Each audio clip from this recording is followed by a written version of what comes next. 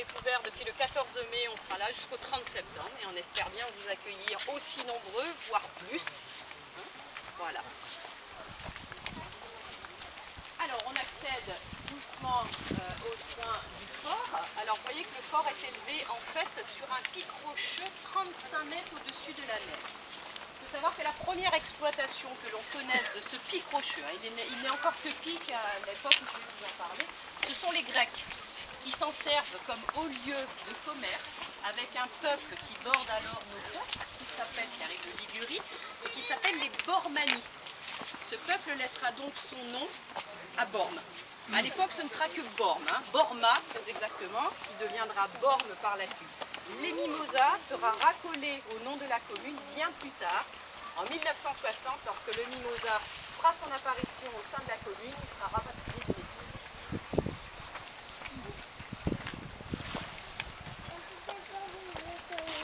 Alors l'accès, enfin l'arrêt est là, mais si vous voulez vous mettre plus à l'ombre, il n'y a pas de souci. Hein.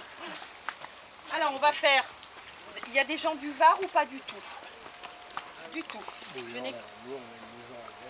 D'accord, donc vous connaissez bien les environs. Nous avons déjà visité.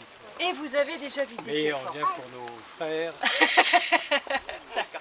On a beaucoup de messieurs dames comme vous hein, qui refont d'année en année. On vient avec plaisir. Eh bien, tant mieux.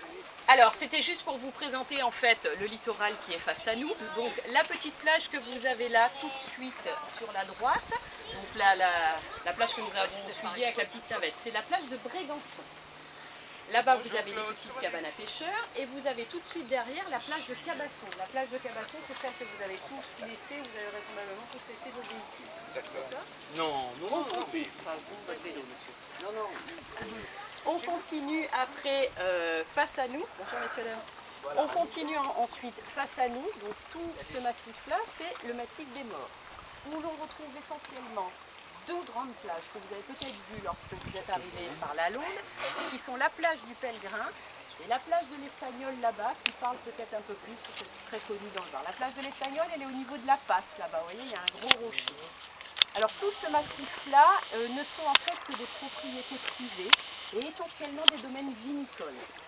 On retrouve des grands noms du domaine vinicole qui sont là. En fait, vous avez le château de Léhoube qui est là et le château Brégançon qui est un petit peu plus loin. Château Brégançon qui est détaché du fort de Brégançon depuis le Moyen-Âge, mais Brégançon est en fait resté l'appellation du quartier, d'un quartier de Bormes-les-Mimosas. On y a même aussi, on la distingue de pas là, on y a même aussi une propriété qui appartient à la famille du baron Gou. Voilà. Donc, domaine privé exclusivement. On retrouve aussi de ce côté-là.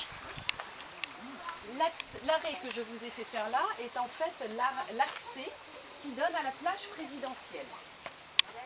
Je pense que vous reconnaissez peut-être tous cette rampe qui a été maintes et maintes fois prise en photo avec nos présidents, hein, dans des clichés qui ne leur sont pas plus. Voilà, mais c'est donc cette rampe-là qui part dans ces sillons. Alors, on va monter un petit peu légèrement et vous allez pouvoir surplomber la petite plage en elle-même. Vous avez des scoops? On a M. Sarkozy, on a M. Hollande, on a surtout les photos de M. Chirac. Voilà, donne à la dame. Il y a beaucoup de photos à ce niveau-là. Ça la guide. Là, en avançant un petit peu, on va pouvoir surplomber qui est en fait une plage artificielle. J'entends par là que c'est une plage qui a été aménagée. Elle n'existait pas au demeurant.